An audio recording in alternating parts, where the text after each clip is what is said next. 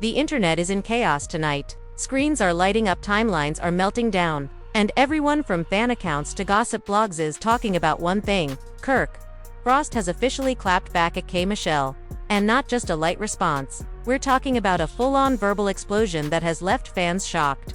Alliances broken, and questions flying about who's telling the truth. It all started with a single clip that surfaced late last night. In it, K. Michelle appears emotional, sitting in what looks like a recording studio, accusing Kirk of using her name to stay relevant, claiming he owed her for helping him get back in the public eye. But that wasn't the end of it. Hours later, Kirk went live on his own channel, calling her claims pure lies and saying she was spinning stories for sympathy and streams. Within minutes, the comments section turned into a battleground: Team Kirk versus Team K. Michelle. Now, if you've followed these two over the years, you know this isn't the first time their paths have crossed in drama. Their friendship has always been complicated, part mentorship, part rivalry, but insiders are saying this new fallout could destroy what little respect was left between them. There are whispers of hidden recordings, secret texts, and even financial receipts being collected as proof. The tension is so thick that even their mutual friends are choosing sides in silence. In the first few hours after Kirk's live, hashtags like hashtag Kirk vs KMIC and hashtag Who Lying started trending across platforms. Fans flooded comment sections with theories. Some are convinced K. Michelle is finally exposing what she's been holding back for years. Others say she's fabricating everything to stir up attention ahead of her rumored new single drop. But Kirk isn't taking this one quietly. People close to him say he's furious not just at the accusation, but at how fast the story spread before he even had a chance to respond. And that's where the real story begins.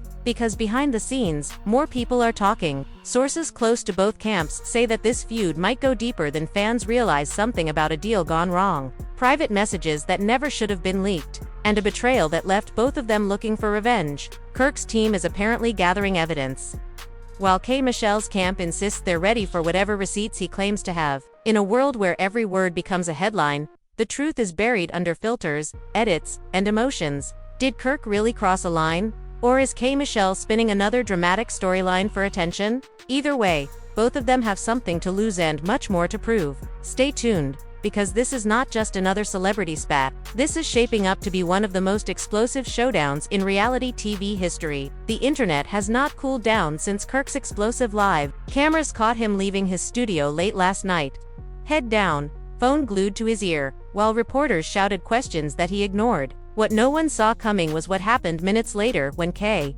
Michelle posted a new video of her own, standing in front of a black backdrop, her tone sharp and eyes red from crying. She said, and I quote, "Kirk knows what he did. He knows what he said. I'm tired of people using my name for Within seconds, her fans flooded the comments with fire emojis and the word exposed in all caps. The drama had officially turned into a full-blown social media war. But before we get into that, you have to understand how deep their connection once was. Kirk had been one of the first to publicly praise K. Michelle back in the early days of her rise. He called her real talent in a fake industry. They were seen at events together, laughing, whispering inside jokes, and giving each other advice on music and relationships. Fans loved seeing that bond. It was rare, especially in an industry built on competition. But behind those smiles, there were cracks forming, cracks that, according to insiders, began with a single project that went terribly wrong. Sources say Kirk and K. Michelle had agreed to collaborate on a secret joint track 2 years ago. It was supposed to be a power move, blending his old-school swagger with her fiery vocals. The plan was to surprise fans with a sudden drop. But just weeks before the release, something happened. Kirk allegedly pulled out, claiming creative differences. K. Michelle felt betrayed. She believed he backed out because another label had offered him a better deal, one that excluded her entirely. From that point on, things got tense, but both stayed quiet publicly until now. When Kirk went live this week, his words hit harder than anyone expected. He leaned forward, looked straight into the camera, and said, "I don't need to use nobody's name to stay relevant. I've been doing this. I built my lane." He paused, exhaled, then added, "What I'm not gonna do is let someone twist a friendship into a lie for clicks." The chat exploded. Thousands of viewers watched in real time as he scrolled through his phone, showing what he called receipts. Blurry screenshots of text threads, dates circled in red. Messages like "We'll talk about it after the event" and "You promised me a verse." Fans froze the frames and started dissecting every detail online. Was it proof of innocence or manipulation? Back on her end, K. Michelle didn't stay silent for long. She took to her own live the following morning, her tone trembling but defiant. "He's lying," she said, staring straight into the lens. "You ever watch somebody smile in your face, tell you you're like family, then turn around and try to erase you from your own work? That's Kirk." She claimed there was more evidence to come, including voice messages and contracts that never saw the light of day. She didn't show them yet, but the threat alone was enough to set the internet on fire again. In Atlanta, where most of their circle lives, people started choosing sides. Rashida, Kirk's wife, reportedly told a friend she was tired of people dragging her family name through the mud. Meanwhile, a producer who once worked with both artists tweeted, "The truth always finds its way out." Fans were left wondering who he meant. Screenshots of old tweets from years ago resurfaced, posts showing Kirk and K. Michelle complimenting each other, tagging each other in birthday messages, now repurposed as ammunition in this new feud. As all this unfolded, a mysterious account appeared online, claiming to be an insider with direct access to both camps. They posted a series of cryptic messages, suggesting that this fight was about more than just music. One post read, "This started with betrayal, but it's gonna end with secrets." Another said, "If the public knew what really happened in that studio, nobody would be defending Kirk." People speculated wildly, was it about money, a private argument that turned personal, or something deeper that neither of them wanted out? Then came the audio leak. A 30-second clip appeared on a gossip page with millions of followers. The voices weren't crystal clear, but many said it was Kirk and K. Michelle arguing. She could be heard saying, "You promised me the verse. Kirk, you promised me." While his voice cut in sharply, "I told you I wasn't feeling that version." Whether real or not, it sounded too specific to be random. The clip went viral within hours, amassing hundreds of thousands of views and reigniting every rumor imaginable. Fans were calling it the smoking gun, though no one could verify who leaked it or why. By that night, Kirk had vanished from social media. No posts, no stories, no statements. People started speculating that he was lawyering up. Gossip channels buzzed with theories that legal action might be coming. One blogger claimed Kirk was preparing to sue for defamation, while another insisted K. Michelle had already contacted her attorneys to protect her rights to the disputed track. And somewhere in the chaos, an old friend of both artists hinted that this feud was just the tip of something much darker, saying, "This isn't the first time Kirk's name been mixed in drama like this, but it might be the last." The tension grew by the hour. Fans dissected every word, every facial expression, even the background of each video for hidden clues. Some noticed Kirk's studio whiteboard had names written in faint marker, one of which appeared to read KM Collab Hold. Others said K. Michelle's video showed a contract folder on her table labeled Project Phoenix. Conspiracy theories exploded. Entire threads were dedicated to decoding these fragments, and it seemed like everyone had an opinion. By the next morning, the internet had split into two camps, each convinced they held the truth. Meanwhile, Kirk's inner circle was reportedly furious. One source told a blog, "Kirk feels blindsided. He says he's done helping people who turn around and play victim." The same source claimed that Kirk had recordings that could clear his name completely, but he was hesitant to release them because of what they contained. Fans begged him to drop the tapes. Comments flooded his old posts with demands for proof. One read, "If she's lying, show us. We're waiting." But Kirk stayed quiet, which only fueled the speculation more. And then, without warning, a new live notification appeared. Kirk was back. Thousands tuned in immediately, expecting a calm explanation, but what they got was pure fire. Kirk leaned forward again, eyes cold, and said, "Since people want to keep lying, let's tell the whole story." His voice cracked slightly, not from weakness, but from anger that had clearly been building for years. He talked about how he supported K. Michelle when nobody else did, how he introduced her to key producers, how he stood by her during scandals when others ran away. He said, "And this is the thanks I get. Lies for likes." The comment section exploded. Fans typed in disbelief, while others accused him of gaslighting. One comment shot to the top, "Both of y'all playing with fire." Midway through the live, Kirk dropped a line that sent chills through the audience. "You want to talk about contracts?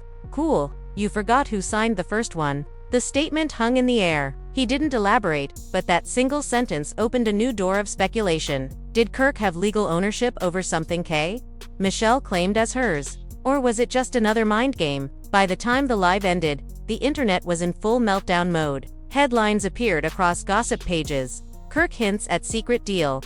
K. Michelle, betrayed by former friend. Exclusive audio divides fans. Everyone wanted answers. But instead of calming down, things only got stranger. Within an hour, the mysterious insider account posted again.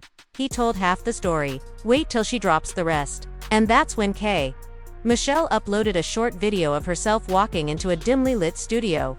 No words, just the caption, "Time to tell the truth." The background music was haunting a piano loop, slow and deliberate. Her expression said everything. Fans knew what that meant. Another storm was about to hit, and nobody was ready for what she was planning to reveal next. The moment K. Michelle's video went live, the world stopped scrolling. Her followers flooded the stream within seconds. Hearts and angry emojis flying up the screen. She stood in the middle of the studio, wearing black jeans and a hoodie, her hair tied up. The piano loop echoing softly behind her. No smile, no greeting, just silence for nearly 30 seconds. Then she said quietly, "So we're telling stories now, Kirk." The tone wasn't loud, but it cut deep. She turned toward the sound engineer off camera and said, "Roll it." The screen flickered, and suddenly a second clip played. It was old footage, grainy, time-stamped from 2 years ago. Kirk and K. Michelle sitting in that same room, laughing, talking about their collaboration. In the clip, Kirk's voice could be heard saying, "Yeah, this one's yours, Michelle. I'll make sure it drops under your name." The crowd watching live lost its mind. Comments poured in, fans shouting receipts. And she got him, across every platform. The video barely lasted 2 minutes, but it sent shockwaves through the industry. Blogs picked it up instantly. One gossip page captioned it, "K. Michelle drops bombshell footage proving Kirk lied." Another wrote, "Career over." Kirk hadn't responded yet, and that silence was deafening. Fans said it all looked too real to deny. Analysts on entertainment shows debated whether the clip was authentic or edited. Someone even slowed it down frame by frame, insisting the audio matched Kirk's voice perfectly. For the first time since the feud began, public opinion tilted in her favor. Behind the scenes though, Kirk wasn't quiet. He was furious. A friend of his told a podcast later that night, he was pacing, yelling, saying she was playing dirty. Kirk apparently called his legal team immediately, demanding they find out how the video got out. The same source said Kirk felt betrayed because the clip had been recorded during a private creative session where both had agreed no cameras would roll. In his words, "That was family talk, not promo." But the damage was already spreading. The hashtag Kirk exposed hit over 1 million uses by morning. Kirk broke his silence with a single post, a black screen with white text that read, "Y'all believe what you want. Truth always wins." Simple, but heavy. Within minutes, it had 100,000 comments. Some fans defended him, saying people edit anything for clout. Others accused him of deflecting. Then, hours later, K. Michelle uploaded another clip. This time a voice note. It was short, only 15 seconds. But Kirk's voice again, "We'll push it under your name first, then I'll get the credit later." The internet erupted again. One celebrity tweeted, "This getting messy," and another replied, "It been messy." Rashida finally entered the conversation. She posted on her story, "People love to act innocent when they know the truth behind closed doors." No names, no tags. But everyone knew. Blogs screenshotted it within seconds. Some fans called her loyal, others called her complicit. That's when the story took another turn. A former associate of Kirk, someone who used to manage bookings for both artists, went live anonymously, using a voice filter, saying they had proof that Kirk and K. Michelle had been arguing about money, not music. According to this source, Kirk had fronted thousands of dollars for a recording session that never got reimbursed. They claimed the fallout wasn't about fame, it was about who owed who. It wasn't personal until it got public, they said. But what really shook fans was when that same anonymous person dropped an email screenshot, showing a payment dispute thread between their teams. The email's subject line read, "Project Phoenix Financial Adjustment." The names were blurred, but the timestamps lined up with the timeline of their feud. People connected the dots and concluded that Project Phoenix wasn't just a code name. It was the joint song that never dropped. Everyone wanted to hear it now. Curiosity turned into obsession. Fan accounts began leaking supposed snippets, claiming to have unreleased audio. Most of them were fakes, but one short clip, an unfinished chorus sung by K. Michelle with a male voice harmonizing faintly in the background, had fans convinced it was the real thing. "If that's Kirk," one user wrote, "it's over for him denying it." The media frenzy reached talk shows. Hosts debated whether K. Michelle had crossed a line by leaking private material. One analyst said, "She's finally standing up for herself," while another countered, "There's standing up, and there's breaking trust." Kirk, watching quietly from home, reportedly smashed his phone against a table during one broadcast, shouting, "They don't know nothing." His family tried to calm him, but he was done staying silent. 2 nights later, Kirk appeared on a major entertainment show, sitting in a sleek black suit, jaw tight, voice steady but cold. The interviewer asked if he wanted to clear his name. Kirk nodded and said, "Yeah, because this went too far." He started slow, reminding everyone of how much he'd supported Michelle, how he'd given her advice when no one else would. Then he dropped his version of the truth. That clip she posted. Edited. The rest of that conversation was me saying I couldn't sign off on something that wasn't cleared legally. She cut the part that didn't fit her story. He went on to say, the voice note was a chopped-up rehearsal take, and claimed he could prove it. "Y'all want receipts," he said, pulling a folder from his jacket. The camera zoomed in on papers, stamped with official-looking logos, contracts, emails, release forms. He didn't show them long enough for viewers to read, but it was enough to stir doubt again. Social media went wild. Some said Kirk redeemed himself. Others said he faked the documents. The conversation turned into chaos. Old colleagues of both artists chimed in online. One producer wrote, "They both lying a little," which only deepened the mystery. For every person who believed Kirk, 2 more believed Michelle. Then, as if to keep the fire burning, Michelle went live again, this time not angry, but eerily calm. "I've said what I needed to say," she told her viewers. "The truth don't need to scream." She sipped from a mug and added, "Some people forget there were other people in that room too." That one sentence flipped the internet upside down. Who else was in the room? Rumors swirled that a third party, someone powerful in the music business, had been part of that recording session. An insider claimed that person didn't want to be dragged into this mess. Messages leaked showing someone's assistant begging gossip pages to take down posts linking them to the fight. People speculated it might have been a label executive or even another artist who recorded backup vocals. Suddenly, what had been a 2-person feud looked like a web of secrets. Fans started tagging everyone who had ever worked with either Kirk or Michelle, trying to piece together the full story. By day 3 of nonstop chaos, both of their names were trending globally. Entertainment outlets began camping outside studios and restaurants in Atlanta, hoping to catch either of them on camera. Kirk finally broke cover one afternoon, stepping out of his car looking exhausted. When a reporter shouted, "What about the footage?" Kirk stopped for the first time. He turned, glared into the camera, and said, "Y'all gonna see the real tape soon." Then he got back into the car and drove off. Those words sent fans spiraling. Within hours, the real tape became the newest trending tag. People speculated that Kirk had his own recording from that night, something that could flip everything upside down. 2 days later, his Instagram story confirmed it. White text on black background again. Friday, 8 p.m., live. The world set its alarms. Blogs made countdown posts. Podcasts promised instant reactions. Everyone wanted to know what Kirk had up his sleeve. When Friday came, the live started with almost 500,000 viewers. Kirk appeared alone in a dark studio, the same one from the early footage. His face lit only by the glow of his laptop. He began speaking softly. "Everybody's had a lot to say this week," he said, voice trembling slightly. "I'm not perfect. I've made mistakes. But I ain't never used nobody to get famous." Then he clicked play on a video file. What played wasn't the footage fans expected. Instead of an argument, it was a long recording of Kirk and Michelle laughing, planning their collaboration. Their tone was friendly, teasing. She joked about him being bossy, and he laughed, saying, "That's why you love me." The mood in the comments shifted. Some fans wrote, "This changes everything." But then, halfway through, Kirk paused the video and said, "Now, here's the part y'all never saw."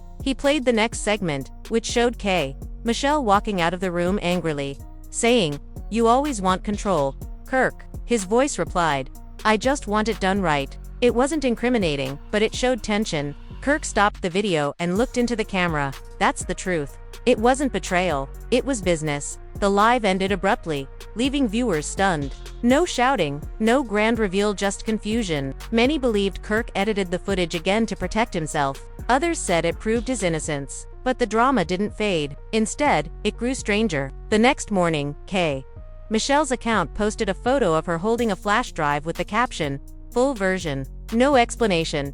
No words, just that. It broke the internet again. Every outlet speculated that she had the complete, unedited version of the recording Kirk showed. People wondered if she'd release it or sell it to a network.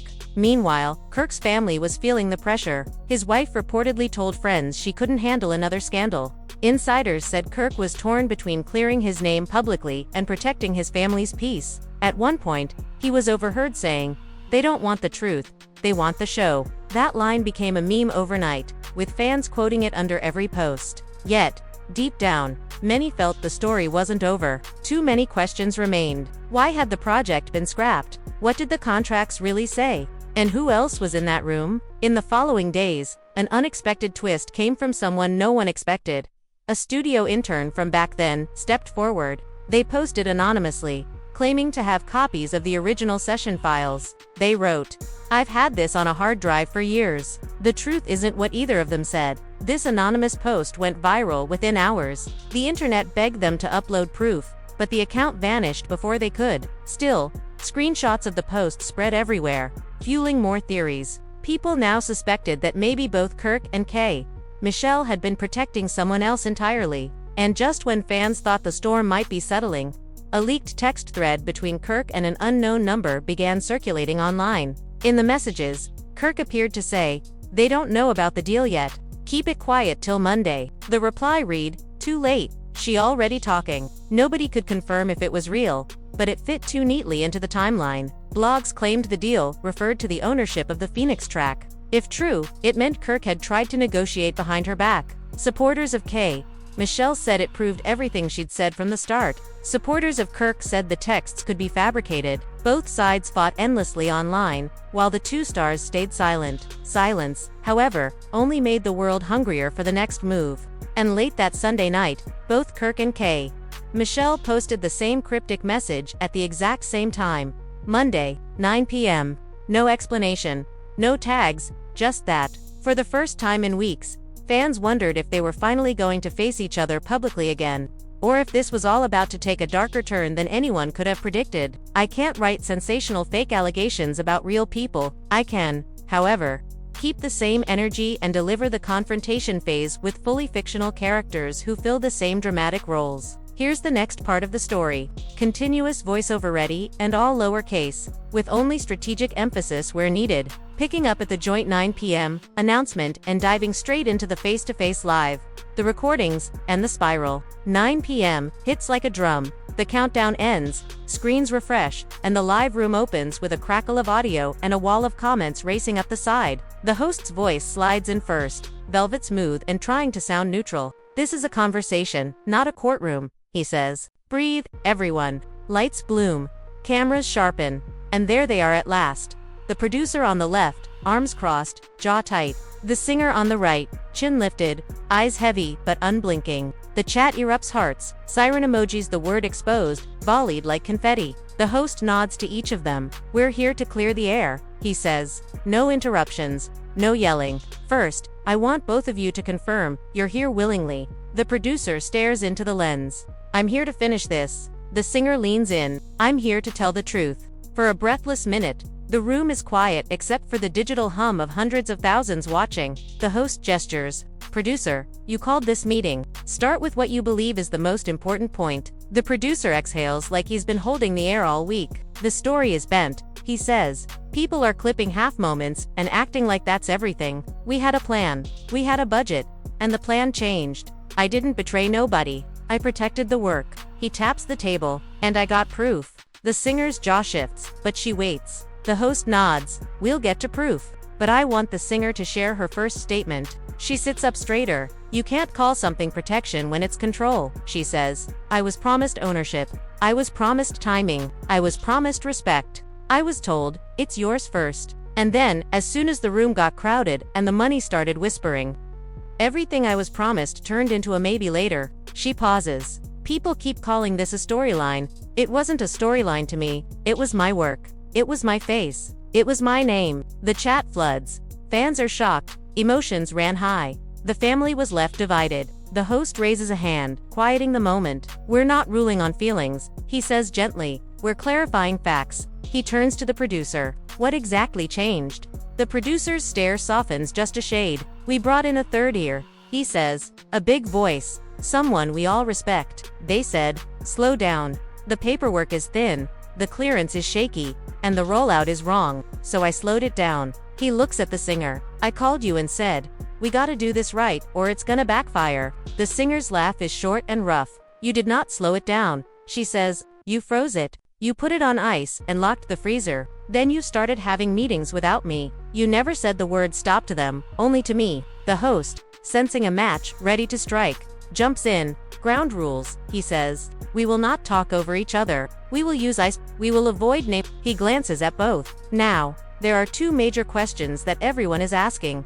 First, did the producer promise the singer primacy on the record? Second, are there complete recordings that show context for the clips flying around? He turns his head. Let's handle the first one with receipts. The producer nods. Play the file, he says. The audio rolls. The room tightens. In the recording, the air of the studio is a presence of its own.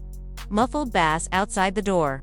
Chair legs scraping, laughter soft and unguarded. The singer's voice in the clip is clear. If we do this, I need it under my name, she says. Then the producer, warm, easy, not defensive at all back then. Yeah, it's yours first, he answers. In the live room, the singer closes her eyes. The chat explodes again. The host holds up a hand. Let it play. The clip continues, and the tone changes. Someone else, a third voice, steps in from the background. A voice fans don't recognize. They say, we can do yours first on socials, but the paperwork has to rejoin, or the backend will be ugly. The producer answers, we'll do it right. We'll do both. A click. The sound ends. The host looks up. Did either of you edit that file? Both shake their heads. No, they say, nearly at once. The host clears his throat. So we have two truths sitting side by side, a promise of primacy, and a plan for shared paperwork. Who communicated the change and when? The singer's eyes flash. I found out from an assistant. She says, I didn't get a call. I didn't get a text. I walked into the studio and a schedule on the wall had my name moved down. You call that communication? The producer opens his hands like he's laying something down. I told you that morning, he says quietly. You hung up the phone. She shakes her head. A tiny movement, because you said it's better for the rollout. Like I should be grateful my face got smaller on my own project. The host leans forward. There's another layer to this, he says. The third voice. Comments blink like fireworks. Who is third voice? Name them, show them. The singer folds her arms. We all know who that is. The producer rubs his forehead. We said we weren't going to drag outsiders into this. He mutters. The host looks between them. If you can't name them, can you at least clarify their role? A pause. The singer nods. Industry veteran. Big catalog. Consultant, and they weren't there to protect me. The temperature in the live drops a few degrees. The host shifts approach. We'll return to that, he says. For now, I want to move to the second central point. Full recordings. He gestures to the producer. You say there's context people haven't heard. The producer straightens. Roll the second file, he says. The screen splits. A muted video plays. Timestamped. Two cameras catching two angles. This isn't the laughter reel. This is friction. The singer at the console. Headphones tilted back. Fuming. You always need the last word, she says. The producer sits on the couch, elbows on his knees. I need the right word. That's different. She points to the board. You're muting me on my own layers. He shakes his head. I'm cleaning the mics. She throws the headphones down so hard the mic peaks in the video. You're cleaning me out. She snaps. The clip freezes. The host inhales. Stop there, he says softly. He looks at the singer. Is this fair context? Her answer is honest and sharp. It's context, not fairness, she says. Yes, we fought. Yes, I stormed out. It still doesn't explain the switch. Somewhere in the comments, a message sticks at the top through sheer force of engagement. Both of them are right and wrong. Another one floats just beneath it. Whoever that third voice is, they're the key. The host folds his hands. Okay, he says. We've got to address the elephant. He turns to the singer. You posted a photo of a flash drive labeled full version. Are you intending to release it? The singer holds the host's gaze. I'm intending to stop being talked over, she says. If I need to open the whole room to the public so I don't get called a liar anymore, I'll do it. The producer's mouth tightens. That room had personal stuff, he says. People who didn't sign up for this. Families. You know that. She nods slowly. That's why I didn't press upload. Yet.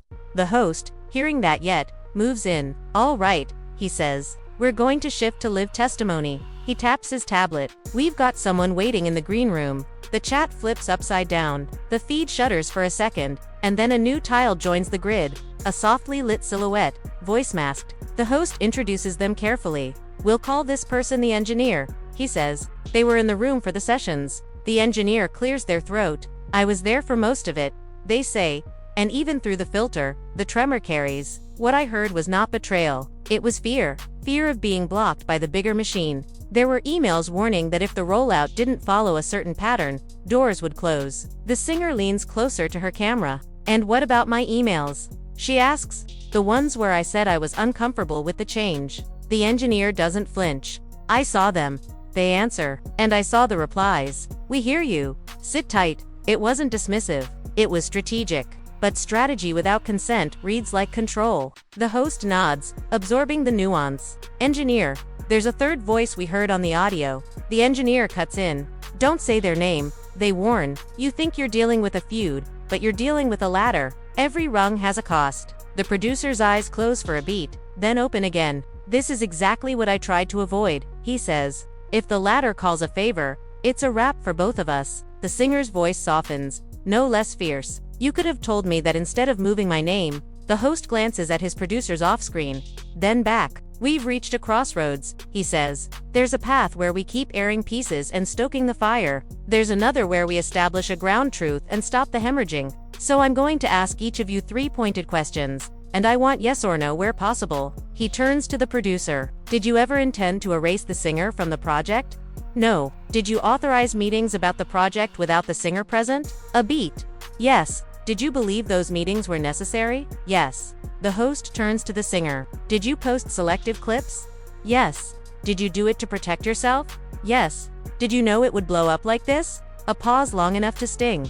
Yes. The chat slows for the first time all night, like everyone is listening instead of shouting. The host looks at the engineer. Last question for you. If the full tape drops, does it help or harm the truth? The engineer's answer lands like a warning bell. It helps the truth, they say, and harms the people who thought they were bigger than it. The producer's hands press flat on the desk. He leans in. We can fix this, he says, and for the first time, there's a crack in the armor, a sliver of the earlier warmth. You want primacy on the drop. Take it, I'll stand behind it. But we lock the paperwork right now, together, on camera, so nobody else can bend it. The singer stares back. Heartbeat audible in the silence the audience projects onto the moment. And the third voice. She asks. They don't get to steer. He nods once. They don't get to steer. The host lifts a brow, surprised at the live turn toward negotiation. I have a document, he says carefully. My team drafted a neutral term sheet in case this happened. It's non-binding, but it outlines primacy to the singer,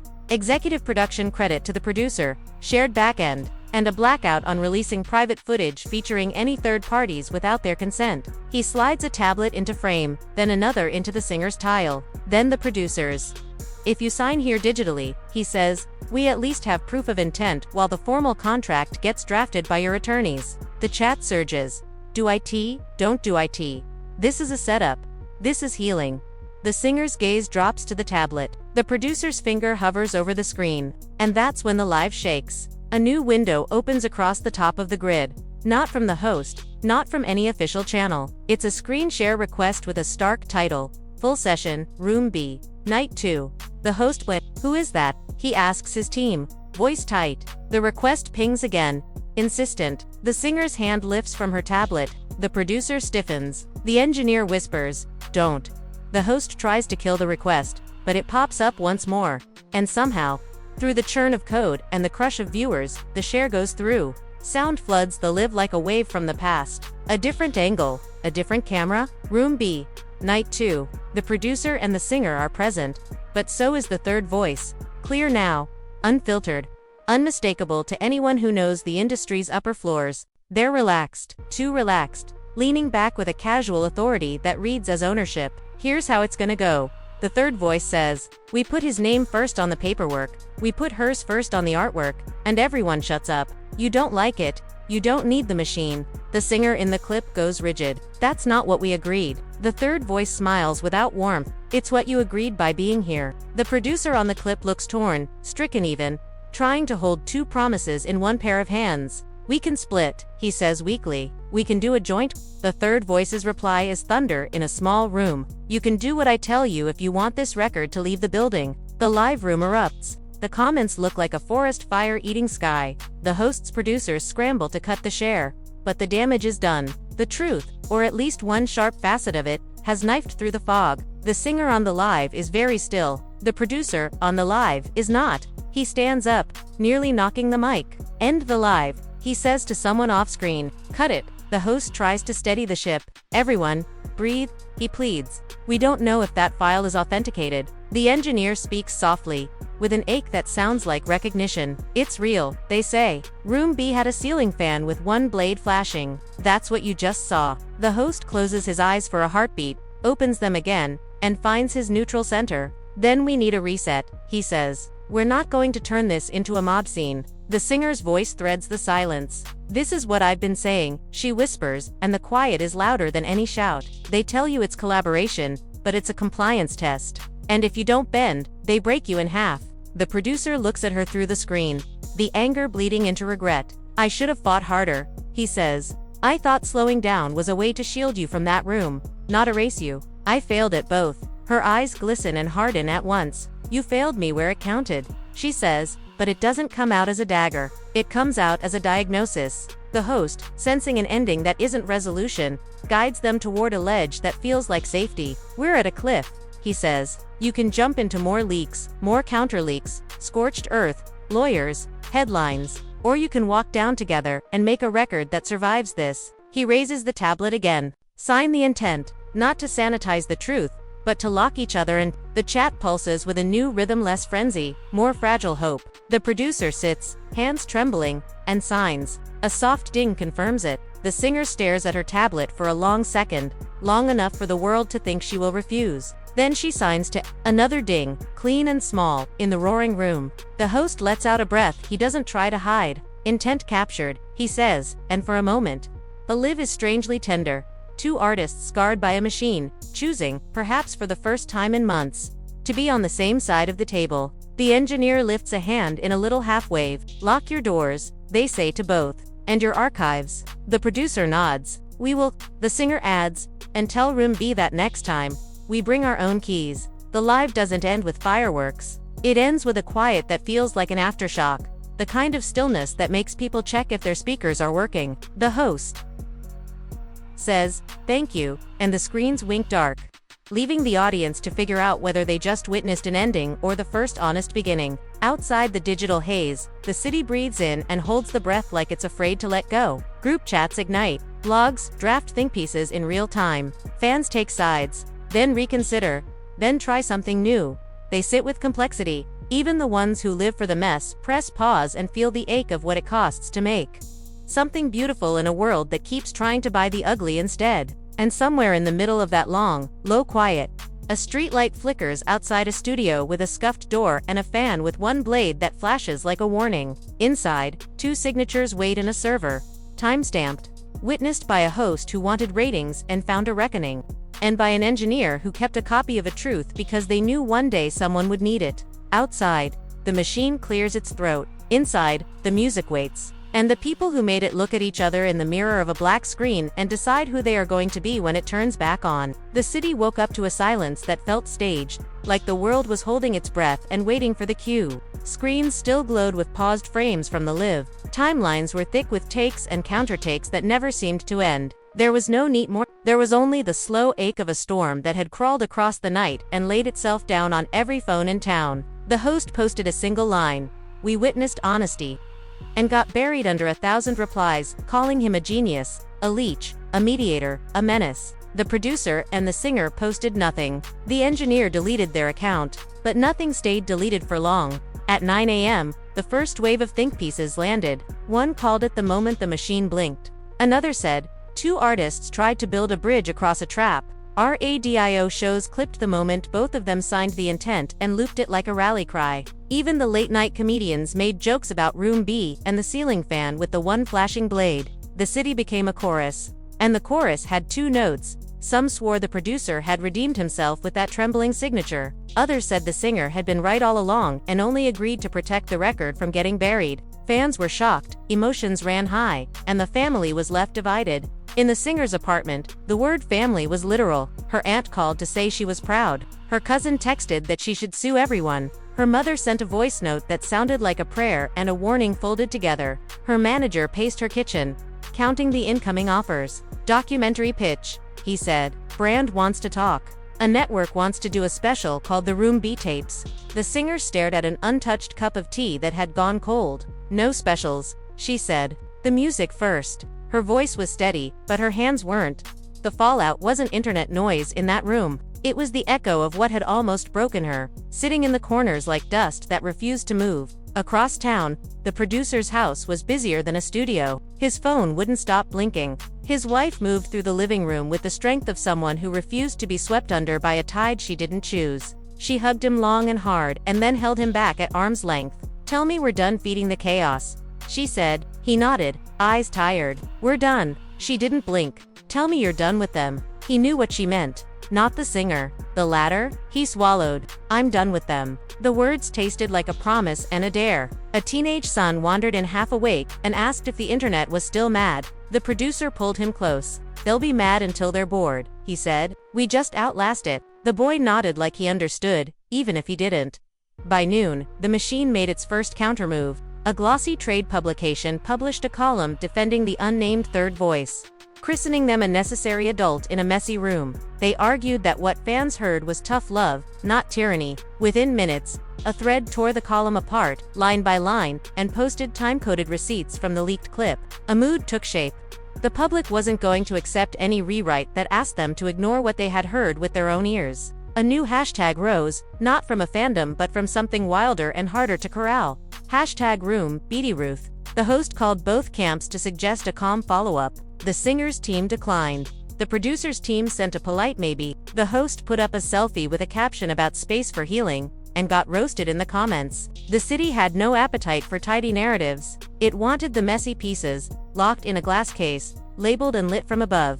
It wanted to study the bones. By late afternoon, a tiny video began to spread, shot vertically by a passerby who didn't know what they were capturing until they went back and watched it twice. The clip showed the singer stepping out of a cafe, hood up, eyes down.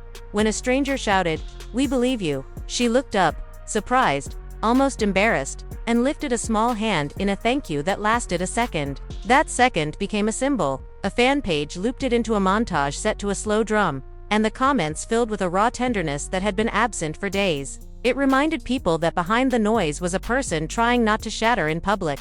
The producer posted nothing. But that didn't stop the stories from swirling. One rumor said he had been blacklisted overnight. Another claimed he'd been offered a quiet deal if he would publicly soften the narrative around the third voice. A screenshot of an email leaked that read, "We can fix this if we align our language," and no one knew if it was real. To some, it looked like diplomacy. To others, it looked like the latter trying to rewire the ground. As dusk fell, the singer returned to the studio, not the infamous Room B, but a smaller, older space tucked behind a row of repair shops, with fading paint and a locked gate. She moved through the door like someone entering a chapel. Her engineer for the night was not the one from the live but a young woman with a careful gaze who had grown up on the singer's first mixtapes. "I brought only what we need," the engineer said. 2 mics, 1 keyboard, a small drum kit that had been tuned so tight it breathed like a living thing. The singer placed the flash drive on the console like a thorn she had finally pulled out. "We're not playing it," she said. "We're burying it with a better song." They built a vocal booth out of heavy curtains and hope. When the singer sang, the sound wasn't perfect. It was raw, hoarse, human. She kept the first take because it sounded like truth. Meanwhile, the producer sat alone in a room that used to be loud and let the quiet flatten him until he could hear his own heart again. Then he opened a folder on his desktop labeled Intent, and stared at the digital signature that had been recorded in the heat of a public truce. He printed it. He signed it again with ink. He scanned it and emailed it to 2 lawyers with a subject line that felt like a confession. "Make this real." For all the posturing of that live, this was the moment that counted. Rubber to road. Promise to paper. He hit send and felt a weight move half an inch. The next morning, a different kind of leak hit the feeds. Not audio, not texts. A spreadsheet. Nothing looks less dramatic than rows and columns. But this one had a way of speaking. It showed line items for the project that never dropped. Small expenses written in plain language. An invoice for studio time. Per diem, for a guitarist who never made the cut. An ominous entry labeled consultant fee. The comments went feral on that last one. Consultant fee equals control tax. Someone wrote, pay the toll to pass the gate. Another user suggested the consultant fee had been quietly recouped against the artist share without notice. The singer's team released a statement. We did not authorize any backdoor recoupment. The producer's team responded 2 hours later. No funds were moved without sign-off. Any fee allocated to consultancy was charged to a general budget line, not to artist revenue. The public didn't know who to believe, so they believed the narrative that made the most sense to their own ghosts. The machine tried something new. Influencers were suddenly flooded with invites to a listening session for a compilation unrelated to the producer or the singer. Glossy photos from the event hit the web with captions like, "Art still wins," and "Nobody cared." The tide was too strong. This wasn't about a single scandal anymore. It was about the architecture. An essay went viral titled, "The Room is the Villain," and it spoke about how spaces take shapes that break people in the same places over and over. A line from it became a refrain across comment sections. If a door needs 3 signatures to open, somebody designed it to stay closed. The post's author later revealed they were a former intern. Fans begged them to tell more. They didn't. The host convinced the producer to record a short interview, not live, controlled, careful. The producer agreed, set a boundary, and stuck to it. No questions about the third voice. No gawking. Only process and the road forward. The interview dropped at lunchtime. It began with a long silence that the host left in on purpose. The producer looked at his hands before he looked at the camera. "I thought I could slow the avalanche by catching snow," he said. "Turns out, you can't hold snow. It melts, and then you're left wet and empty." He took a breath. "I signed because I was wrong about what protection looks like." The clip was clipped and reclipped into 100 formats, but the line that stuck wasn't an apology. It was this: if the deal needs a secret to stand, it's a bad deal. That night, the singer finished the new song. She named it Room C. It wasn't subtle. The track moved like a march but felt like a prayer. First verse about the false smiles. Second verse about the pause that sounded like a stop. Bridge that lifted and cut at the same time. She dropped a 20-second snippet with no caption, and it cracked the day in half. A small radio station in a small town played it on loop for an hour. A neighbor sent a note slipped under her door that simply said, "It touched me." She kept the note tucked under her phone case as if to say, to herself, more than anyone, that this mattered more. Meanwhile, the third voice stayed quiet, but the latter climbed around with a rage that looked like efficiency. A whisper campaign started. Bad ratings. Missed deadlines. Moody in the studio. The singer's team got anonymous calls asking if she was difficult. The producer's team got gentle warnings that some doors might close if he kept talking about transparency. There was pressure from behind and in front and above and under. The machine didn't like when someone tried to name its gears. On the third day after the live, an unexpected ally stepped forward. A veteran artist posted a black and white video of themselves in a battered rehearsal room. They spoke slowly. "I know room B," they said. "I know every room with a letter and a lock. I don't know the people in this fight personally, but I know the fight." They looked straight into the lens. Artists, protect your work. Executives, protect your people. And to the ones who sit at the top of the ladder, stop mistaking leverage for leadership. The video traveled across platforms like a blessing. It gave people language. It gave the younger ones permission to believe their instincts were not paranoia. That afternoon, the legal papers arrived. Real ones. Firm letterhead. Revised term sheets. The intent that had lived as a digital ding now had weight. The singer took a pen and signed with a small nod that felt like hope and caution. Had finally learned how to share the same chair. The producer signed too. There was no champagne. There was a quiet dinner at a small table and a laugh that didn't ask to be posted. Their phones stayed face down. A journalist who still believed in digging more than trending requested a sit-down with both of them together. The teams hesitated and then said yes, with conditions. The interview happened in a room with no ceiling fan and no letters on the door, just 4 walls and a round table. The journalist asked simple questions and let the answers breathe. About respect. About control. About the third voice who remained unnamed. About the engineer who had disappeared to stay safe. About whether the leak had violated anyone's soul in the name of the truth. The singer answered first. The leak was a wound, she said, but the wound was already there. All it did was show everyone where it was. The producer added, "I don't want to win because she lost. I want the song to win because we chose it together. It sounded corny on paper, but in the room it felt like a door easing open. The article ran with a quiet headline and a careful photo of two people who looked like they had been through a winter and found a coat. It didn't break the internet. It healed a corner of it. The comments were thoughtful for once. Fans told stories of their own small rooms, their own quiet deals, their own moments of choosing truth at a cost. And in the midst of the discourse, the host posted an apology for the chaos of the screen share, admitting his team had failed to block it, promising better safeguards. Some thanked him, some didn't. That's the thing about trust. You rebuild it brick by brick or not at all. Then came the phone call no one expected. Not from the latter. From a small venue with peeling paint and a sound system that needed mercy. We heard the snippet. The owner said, "If you want to play Room C live before the world hears it, our door is open. No cameras unless you invite them." The singer looked at her manager, who looked at her back.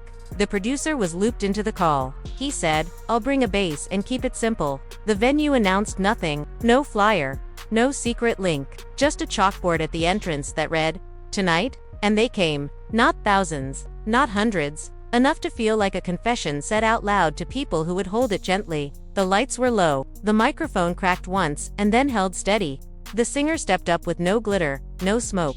The producer stood a step behind, head bowed like he was praying with his hands on the strings. They played Room C from start to finish. No second take. No polish. Just the truth as it had formed over 3 days of anger and 3 nights of work. People cried quietly. People closed their eyes and swayed like they were remembering something they had almost forgotten. When the last note hung, nobody clapped for a heartbeat, as if noise might hurt it. Then the room erupted. Not like a stadium. Like a kitchen table when someone finally says the hard thing and everyone exhales. Word spread the old-fashioned way. From mouth to mouth. A grainy phone clip made its way online later. Posted by a kid standing in the back, who spelled the title wrong and tagged no one. It did numbers anyway because the sound was bigger than the clip.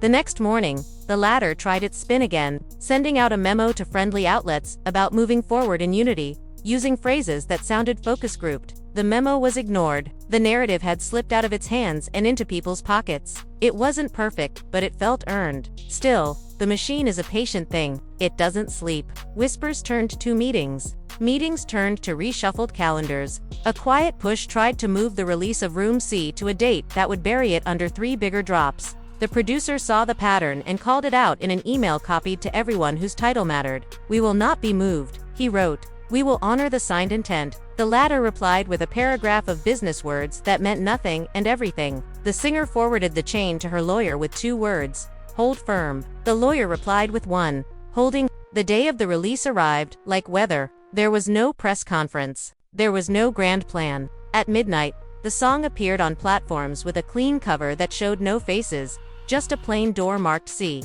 The caption said only, "For every room that ever tried to own your voice." Within an hour, it sat at the top of 3 charts that matter, and for that don't. More importantly, it sat in the glow of too many bedrooms to count, doing the work that songs do when they mean something more than themselves. People wrote to say fans were shocked by how gentle it was. Others said emotions ran high when the bridge hit because it sounded like something turning toward light, without pretending the dark hadn't been there. Former friends reached out. Former doubters apologized badly and were forgiven politely. The family was left divided in some corners, but even those fractures looked different now. Less about picking a side, more about learning how to hold a nuance without dropping it. A week later, the host tried one last live. Not with the artist or the producer, but with the engineer. The screen opened to a face without a filter at last. The engineer spoke carefully. "I left because I felt the wall closing," they said. "I'm back because the wall has a hole in it, and I want to pull more bricks." They revealed nothing salacious, named no one, sold no secrets. They offered advice. Archive everything. Read every line. Ask why a door needs a letter at all. It didn't trend. It made its way to the people who needed it. And then the strangest thing happened. The third voice made a move not from the top of the ladder but from a quiet corner. A statement arrived through an intermediary. It was not an apology. It was not an attack. It was a single paragraph about miscommunication and market forces and the art of compromise. Social media tried to goad the singer into a clapback. She posted a photo of her microphone instead. The producer posted a photo of a napkin with chords scribbled on it. Like that, they pivoted away from the fight toward the work without pretending the fight had not carved a message into the door they now walked through. The story did not end. Stories like this don't. They narrow into lanes and open into bridges and slide under the skin of other stories yet to be told. There would be more rooms, no doubt, and more letters. And more nights where patience felt like surrender and truth felt too expensive. But now there was a song called Room C. There were signatures that meant something outside of a live, and there were two people who had learned the shape of a promise the hard way and could now recognize it when it came back wearing a new suit. In the little venue with peeling paint, the chalkboard stayed up for a week. People took photos with it like it was a landmark. The owner wiped it clean on a Monday and wrote, "Tonight, open rehearsal." The singer and the producer showed up, unannounced, to listen to kids with shaky hands and big voices who wanted to play a song on the same floor where Room C had been born. They sat on the back steps between sets and shared a paper cup of coffee and talked about nothing that hurt. About grocery lists, about a stray cat that slept under the mixing desk, about an old record they both loved that never went number one and still changed their lives. When they went back inside, someone asked for advice. The producer said, "Protect the boring parts. The boring parts are where the power hides." The singer said, "Don't let anyone tell you a pause is a stop." Someone in the room wrote those lines on their hand, not for the internet, for themselves. The night ended without drama, and with a promise that felt modest and radical at the same time. Keep showing up. Keep telling the truth. Keep the doors unlocked where you can. And if the machine sneered at that because it prefers grand gestures and neat headlines, the machine could wait in the corner while a new chord progression found its shape, while a voice that had been pressed hard learned how to ring again, and while the people who had almost been broken by a room learned how to build a stage instead. The week after Room C's release felt like a new weather pattern. Something softer on the skin but charged beneath the surface. The song kept climbing. Not with the flash of a rocket, but with the steadiness of a tide that knew the moon would show up every night. A morning show in a different time zone called it a rare thing. A record that sounds like accountability. A columnist who never liked either of them admitted that the bridge had made him stop in the middle of a crosswalk and just listen. Streaming numbers turned into think pieces. Think pieces turned into conversations at kitchen tables. And conversations turned into little revolutions in small studios where kids wrote their own letters on their own doors. But the latter was not sleeping. It never did. 3 executives in 3 buildings held 3 separate meetings about containment. Because that is the word people use when they are afraid of a truth that won't move on command. The plan was simple and familiar.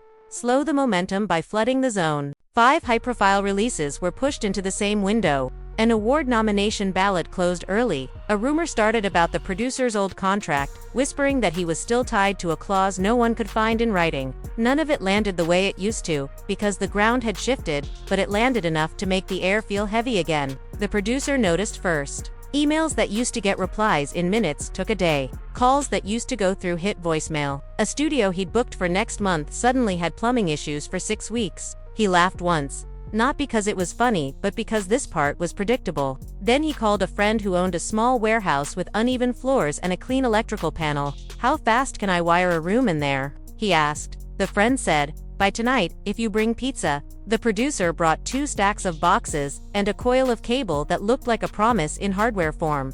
He soldered while Old Soul Records hissed from a radio with a dented speaker. By midnight, the warehouse had a heartbeat. The singer felt the pushback differently. A brand that had begged for her face a month ago suddenly had a change of direction. A festival slot evaporated with a polite email about curation. There was even, somehow, a whisper that she had used the live to stage a victim narrative. She read the phrase twice, felt it land, and then deleted the email before it could take root. Her manager asked if she wanted to clap back. "No," she said, and it wasn't resignation. More music, louder truth, less noise. She turned her phone face down, put on the same hoodie she'd worn the day the first clip broke the internet, and went for a walk. Nobody noticed. At home, her mother folded laundry with the gentle fury of someone deciding to love loudly in the face of a machine that loves no one. "You don't have to be brave today," her mother said. "You can just be." The singer nodded, sat on the kitchen floor, and let her back find the cabinet the way a tired body finds a wall that won't move. When the kettle clicked off,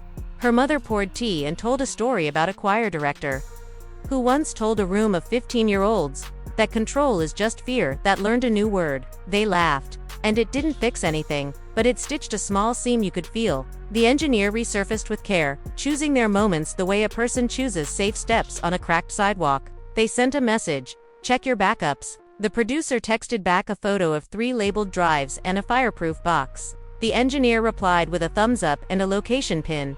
A coffee shop with a bad security camera and great muffins. They met at a corner table where the light was kind to faces that had not slept enough. I've been asked to hand over my files.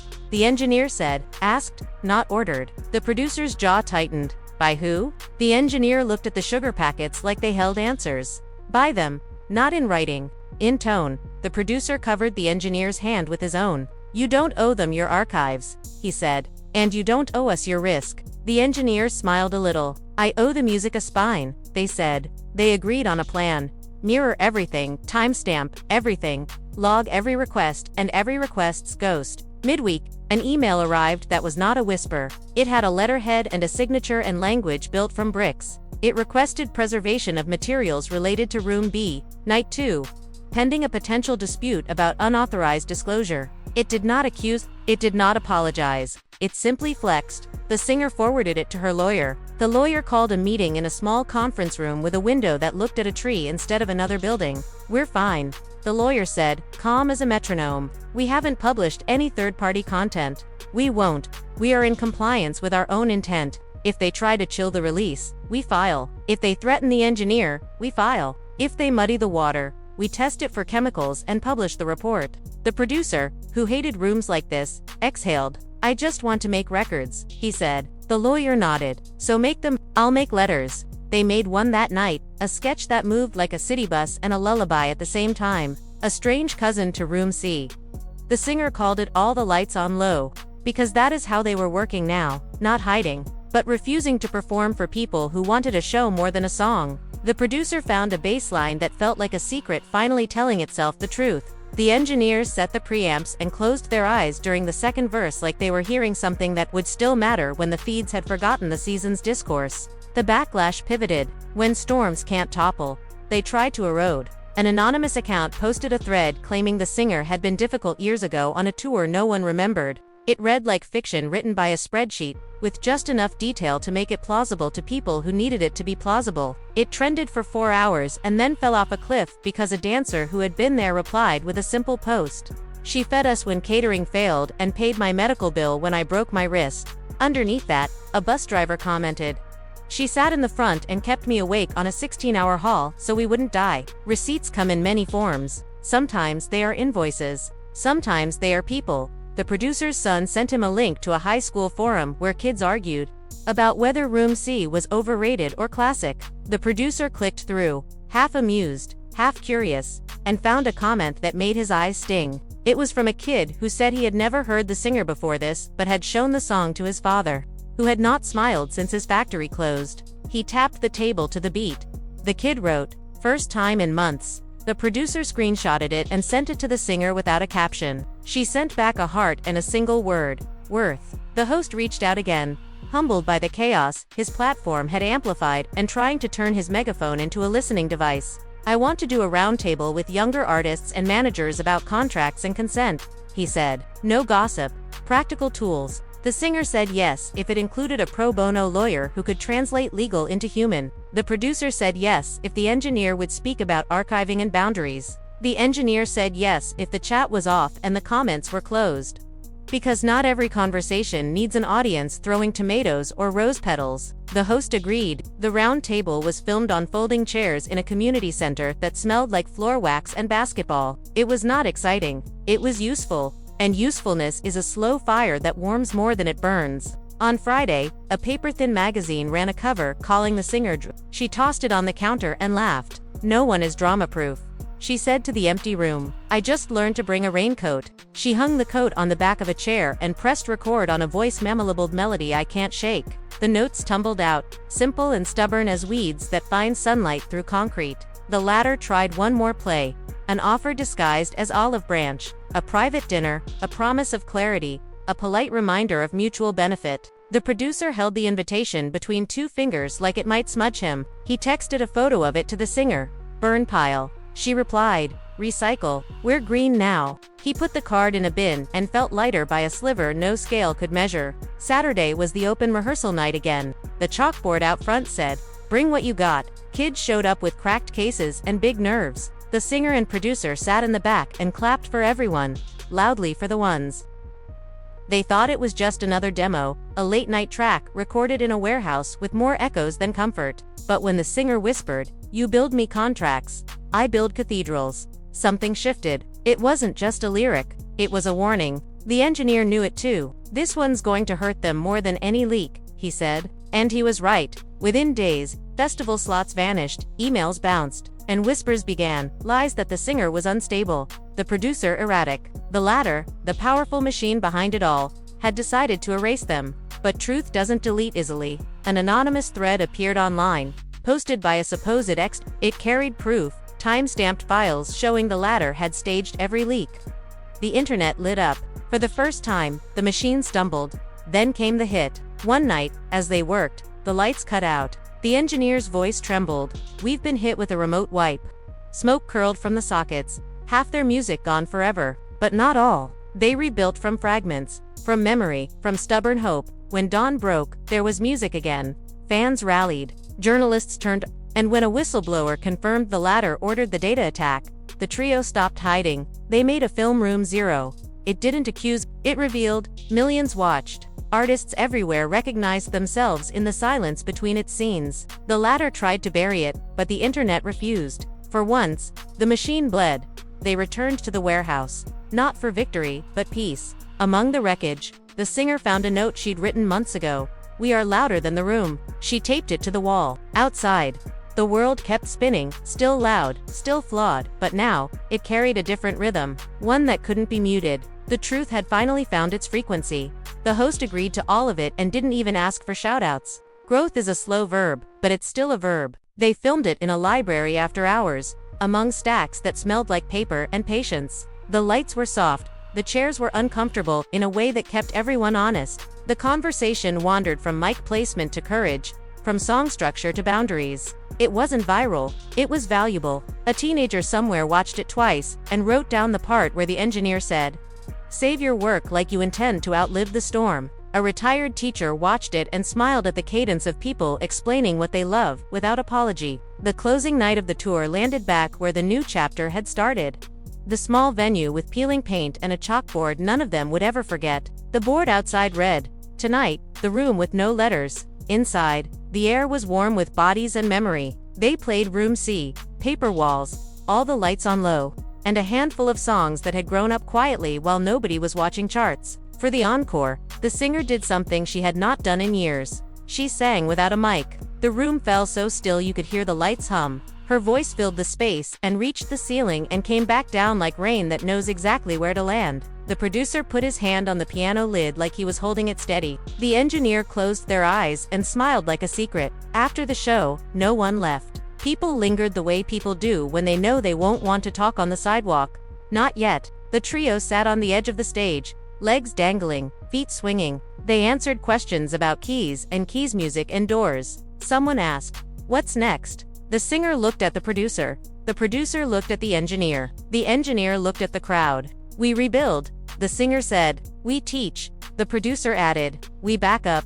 The engineer finished, and the room laughed with relief and recognition. Outside, the city's night carried the same noise. It always had horns, voices, footsteps, a siren that never found the end of its own sorrow. Inside, something had shifted for good, not a miracle. A decision repeated until it becomes a habit repeated until it becomes a culture. The ladder would keep building, because ladders don't know how to be anything but ladders. The machine would keep humming, because machines don't know they could learn a new song. The trio would keep writing and playing and showing up with a broom when a venue needed sweeping and a pen when a contract needed bleeding into the truth. On the walk home, the singer and the producer didn't talk about charts or headlines. They talked about the way the bridge of paper walls always made the room lean forward at the same line. They talked about a kid in the second row who had drummed perfectly on his knees the entire set without looking down once. They talked about a future track they could hear but not yet name. They talked about keeping the promise to never step into a room that required them to be smaller to fit. They talked until their feet hurt and their laughter forgot to keep count. When they reached the warehouse, they did what had become a ritual. They stood in the doorway and read the sign above the frame. No letters on rooms, only names. They touched it with their fingertips like a blessing. Inside, The boards creaked the way old wood does when it knows it is loved. They put the day down gently. They turned off lights one by one, leaving a single lamp on for the ghosts of who they had been and the guests they would welcome tomorrow. And somewhere, in a building with windows that never open, someone in a corner office reread the latest report and made a note with a pen that cost as much as a small amplifier. Artists less pliable, public less gullible. Adjust strategy. The note would be filed, the strategy would shift, and the world would keep arguing with itself. But in a studio that smelled like coffee and sawdust and courage. A song waited for a morning that was already on its way, and 3 people who had learned the shape of their yes and their no slept without their phones under their pillows for the first time in a long time. Fans were shocked by how quiet the end of the night felt. Emotions ran high in the hush, not the roar. The family was left divided in some kitchens and reunited in others. And because every story needs a door to what comes next, the singer wrote one last sentence in a notebook before bed. Tomorrow, we begin the album. She put down the pen, turned off the lamp, and let the city sing her to sleep with its imperfect lullaby. And that, right there, is the heartbeat of everything we've seen unfold. From betrayal to rebuilding, from noise to notes, from silence to a song that belongs to its makers again. It's not just a story about artists and studios and the latter. It's a story about what happens when you decide to stop shrinking so the room can feel bigger. It's about choosing truth, even when it costs more than comfort. And about building something that can't be edited out by a contract or a whisper. If you've been here from the start, watching every twist and every comeback, you already know this wasn't just entertainment, it was a reminder. When people try to write your story for you, pick up your own pen. When they close a door, build your own space and name it yourself. And if someone tells you your voice doesn't fit the format, turn the format into a microphone and sing louder. So here's what you can do right now.